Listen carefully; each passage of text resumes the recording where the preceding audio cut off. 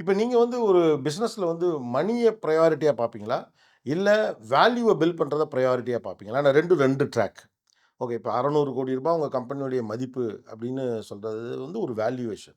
Okay. ஒரு பக்கம் நம்ம வந்து பணத்த பில்ட் பண்ணிக்கிட்டே இருப்போம்.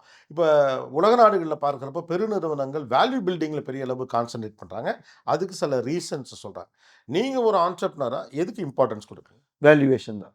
Valuation plays a very, very important and vital role. Hmm. Because இந்த வேர்ல்ட்ல நீங்க பார்க்குறீங்க. இப்போ டெஸ்லா இத்தன பில்லியன் டாலர், கூகுள் இத்தன பில்லியன் டாலர். அதே மாரி தான் இந்த அடிஷியா ஆரம்பிக்கும்போது நாங்களும் மைண்ட்ல வச்சிருந்தோம். We will go for an IPO in hmm. Next 7 to 10 years with one of the largest IPO in the nation. இதான் எங்களோட பிரைமரி கோல் இந்த அடிஷியா ஸ்டார்ட் பண்ணும்போது.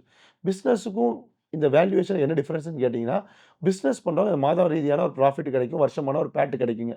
பிசினஸ இன்னைக்கு குளோஸ் பண்ணிட்டு போறாங்கன்னா, அந்த 10 வருஷம் உழைப்பு போட்டதுக்கு ஒரு வேல்யூ கிரியேட்டே ஆகாது. ம். பட் ஒரு பிராண்டா, ஒரு வேல்யூவேஷனா முதல் நாளே ஒரு விஷனோட கிரியேட் பண்ணும்போது, மாத லாபமும் கிடைக்கும், வருஷத்துக்கான லாபமும் கிடைக்கும். பிளஸ் இந்த பிசினஸ் எனக்கு வேண்டாம். நான் இத்தன வருஷம் பண்ணிட்டேன். நான் ஒரு கிரியேட் பண்ணி ஒரு இம்பாக்ட் கிரியேட் பண்ணி ஒரு டீமும், ஒரு பெரிய ஒரு ப்ராப்ளத்த சால்வ் பண்ணி என்கிட்ட ஒரு பெரிய பேஸ் இருக்கு அப்படின்னா, ஒரு பிராண்ட் இருக்கு அப்படின்னா, இதுலருந்து எக்ஸிட் ஆகும்போது, நீங்க இத்தன வருஷமா உருவாக்கி வச்சதுக்கு ஒரு மிகப்பெரிய வேல்யூ கிடைக்கும். வேல்யூ இருக்கணும். அந்த வேல்யூ தான் உங்களோட ஹார்ட் ஒர்க். இது நெறைய பேரு மறந்துடுறாங்க. இன்னைக்கு மட்டுமே பார்க்குறாங்க தவிர, ஃபியூச்சரிஸ்டிக் திங்க் பண்ண மாட்டேங்கிறாங்க. ஸோ ஒவ்வொருத்தரும் ஃபியூச்சர பார்க்குறவங்க முழுக்க பிராண்ட் பில்ட் பண்ணி வேல்யூவேஷன் தான் கிரியேட் பண்ணுவாங்க.